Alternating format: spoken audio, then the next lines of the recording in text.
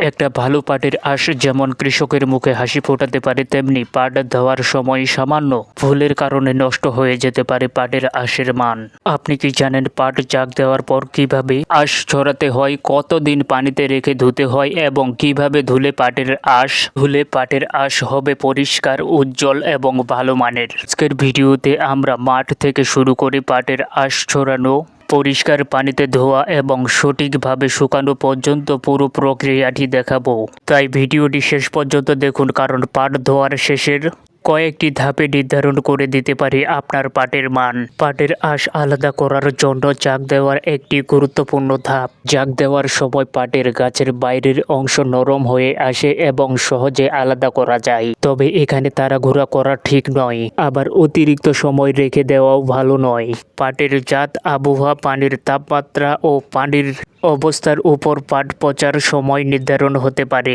তাই শুধু নির্দিষ্ট দিনের হিসাব না করে পাটের অবস্থা দেখে সিদ্ধান্ত নেওয়াটাই ভালো। যখন দেখা যাবে পাটের ছাল ও আঁশ সহজে আলাদা হয়ে যাচ্ছে, তখনই পাটের আঁশ ছড়ানো উপযুক্ত সময়। কৃষক ভাইদের জন্য সবচেয়ে গুরুত্বপূর্ণ কথা হলো জাগ দেওয়ার পর নিয়মিত পাটের অবস্থা পরীক্ষা করুন। এবার আসি সবচেয়ে গুরুত্বপূর্ণ অংশে, পাট থেকে আঁশ ছড়ানো। প্রথমে পাটের একটি আটি নিয়ে পানির মধ্যে ভালোভাবে নরম অংশ আলাদা করতে হবে। এরপর ধীরে ধীরে ছাল ও আঁশ টেনে বের করতে হবে। এখানে অতিরিক্ত জোরে টান দিলে আঁশ ছিঁড়ে যেতে পারে, ফলে পাটের আঁশের দীর্ঘ কমে যেতে পারে এবং মানও নষ্ট হতে পারে। তাই ধীরে ধীরে যত্নর সঙ্গে আঁশ ছড়ানো উচিত। আঁশ ছড়ানোর সময় যদি পাটের কাঠি বা অন্যান্য অংশ আঁশের সঙ্গে থেকে যায়, সেগুলো পরিষ্কার করে ফেলতে হবে। একটি ভালো মানের পাটের আঁশের অন্যতম বৈশিষ্ট্য হলো আঁশ যতটা সম্ভব লম্বা, পরিষ্কার ও সমান থাকা। আঁশ ছড়ানোর পর এবার শুরু হবে পাট ধোয়ার কাজ। এই ধাপে পরিষ্কার পানি ব্যবহার করা খুব গুরুত্বপূর্ণ। প্রথমে আঁশগুলো পানিতে ভালোভাবে ডুবিয়ে নিতে হবে। এবার হাত দিয়ে আস্তে আস্তে নাড়িয়ে ময়লা, ছালের অংশ এবং অন্যান্য আবর্জনা পরিষ্কার করতে হবে। পাটের আঁশ যদি কাদাভুক্ত পানিতে ধোয়া হয়, তাহলে ধোয়ার পরও পাটের আঁশের গায়ে ময়লা থেকে যেতে পারে। তাই সম্ভব হলে পরিষ্কার স্বচ্ছ পানিতে আঁশ ধুয়ে নেওয়া ভালো।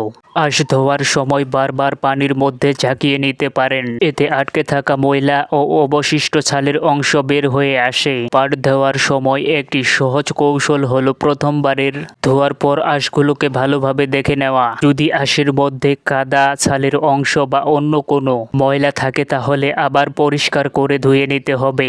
শেষবার ধোয়ার সময় চেষ্টা করবেন আঁশগুলোকে একসঙ্গে গুছিয়ে পানিতে ডুবিয়ে ভালোভাবে ঝেড়ে নিতে। এতে আঁশের গায়ে থাকা ছোট ছোট ময়লাও অনেকটাই পরিষ্কার হয়ে যায়। ভালো মানের পাটের জন্য শুধু আঁশ ছড়ালেই হবে না, আঁশ কতটা পরিষ্কারভাবে ধোয়া হয়েছে সেটিও অত্যন্ত গুরুত্বপূর্ণ। ধোয়া শেষ হলে আঁশগুলোকে পানি থেকে তুলে নিতে হবে। এবার আঁশগুলোকে ভালোভাবে ঝেড়ে অতিরিক্ত পানি বের করে দিতে হবে। এরপর সমানভাবে আঁশগুলোকে গুছিয়ে নিতে পারেন। এ সময় যদি ছোট কাঠি, পাতা বা ছালের অংশ চোখে পড়ে, তাহলে আলাদা করে ফেলুন। কারণ পরিষ্কার ও সুন্দর গোছানো আঁশ শুকানোর পর দেখতে যেমন ভালো হয়, তেমনি সংরক্ষণ ও বিক্রির সময়ও ভালো মান বজায় রাখতে সাহায্য করে। এবার ধোয়া পাটের আঁশ শুকানোর পালা।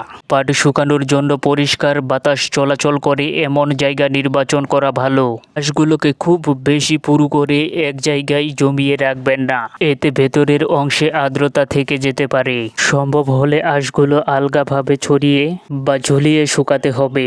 রোদ ও বাতাসে ভালোভাবে শুকিয়ে নেওয়া দরকার। তবে শুকানোর জায়গায় যেন মাটি, কাদা, গোবর বা অন্যান্য কোনো ময়লা না থাকে, সেদিকে অবশ্যই খেয়াল রাখতে হবে।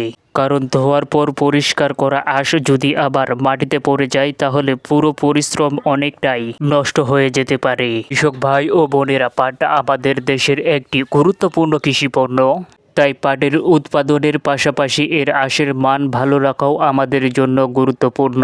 ভিডিওটি যদি আপনাদের উপকারে আসে, তাহলে অবশ্যই একটি লাইক দিন এবং কৃষক ভাইদের কাছে ভিডিওটি শেয়ার করুন। এ ধরনের কৃষি বিষয়ক বাস্তব ও দরকারি ভিডিও পেতে তুলি এগ্রো চ্যানেলটি সাবস্ক্রাইব করে পাশে থাকুন। আবারও দেখা হবে নতুন কোনো কৃষি বিষয় নিয়ে। সবাই ভালো থাকবেন, সুস্থ থাকবেন। আল্লাহ হাফেজ।